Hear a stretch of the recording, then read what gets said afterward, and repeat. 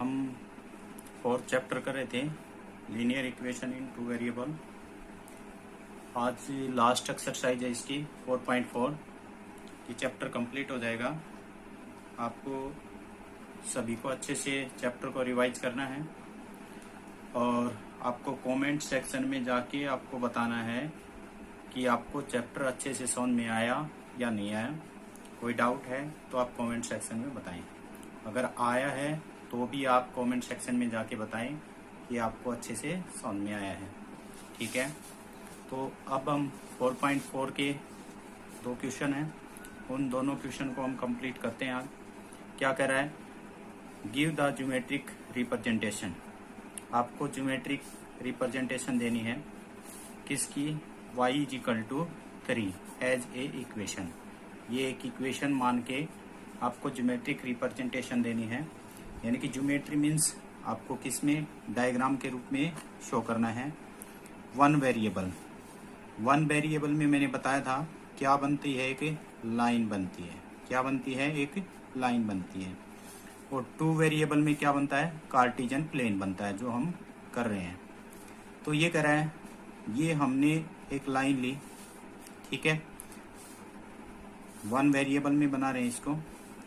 ये वैसे तो हमारे पास हमें पता है 2 वेरिएबल में अगर देखा जाए तो ये क्या होता है, वाई एक्सिस, और ये क्या होता है, एक्स एक्सिस। ये एक्स, ये वाई, ये एक्स डैश, ये वाई डैश।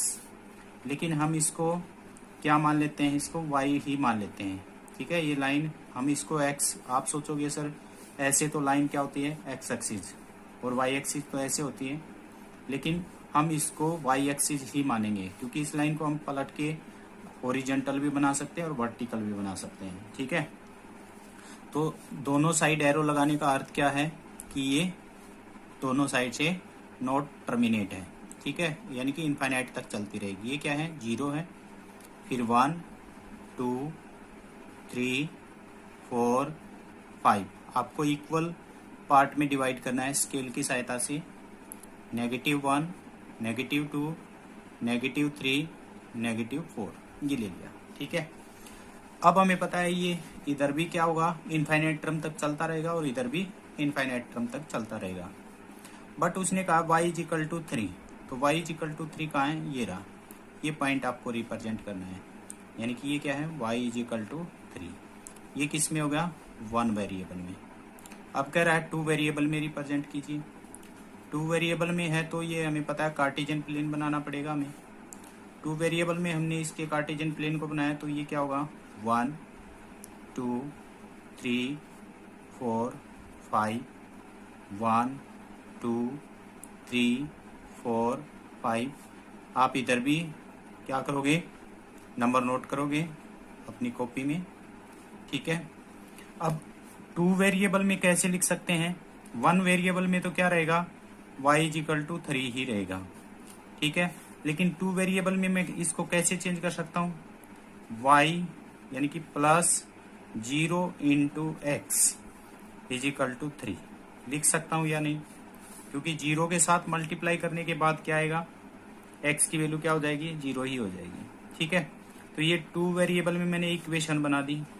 ठीक है, उसने कहा था इक्वेशन के रूप में, ये भी ये क्या है, इक्वेशन है, लेकिन ये क्या है, 1 वेरिएबल में। अब ये है 2 वेरिएबल में।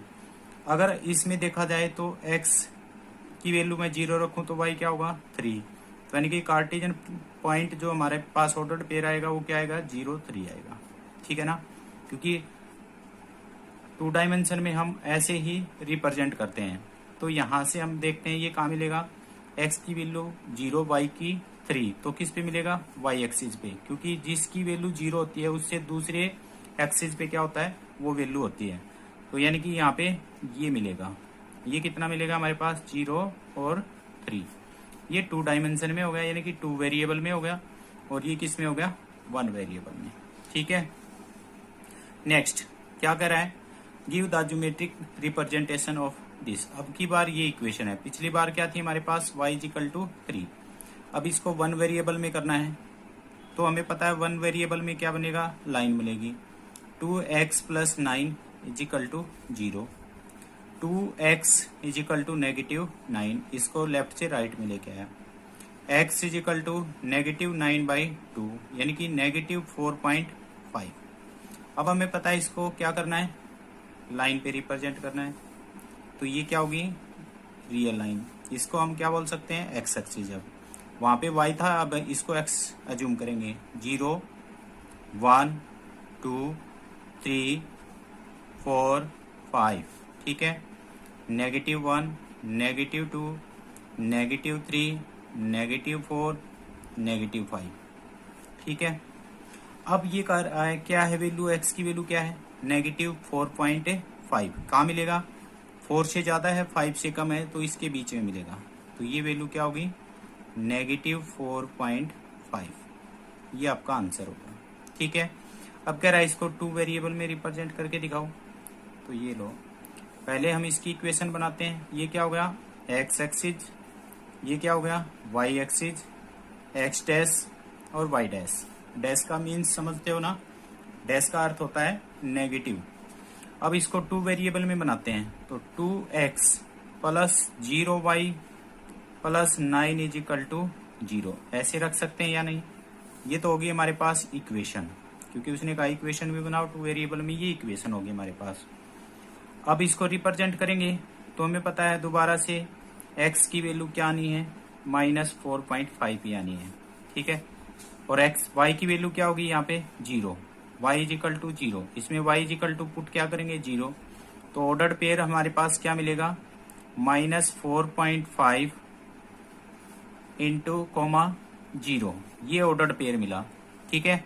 इस ऑर्डर्ड पेयर को, यानी कि किसकी वैल्यू 0 है, y की 0 है, तो किस पे मिलेगा, x एक्सिस पे।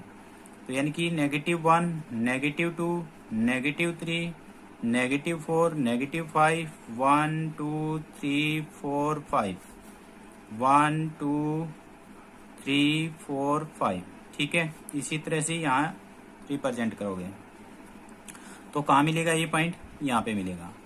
तो इस पॉइंट को मैं क्या लिख सकता हूँ, -4.5, 0। क्योंकि देखो 2 डायमेंशन में रिप्रेजेंट करने का तरीका ये है, और 1 डायमेंशन में डायरेक्ट ही वैल्यू लिखी जाती है। तो इस तरह से हमारा ये चैप्टर कंप्लीट हो गया है। किसी भी बच्चे को किसी भी एक्सरसाइज में, किसी भी क्वेश्चन में अगर डाउट है तो आप कमेंट सेक्शन में जरूर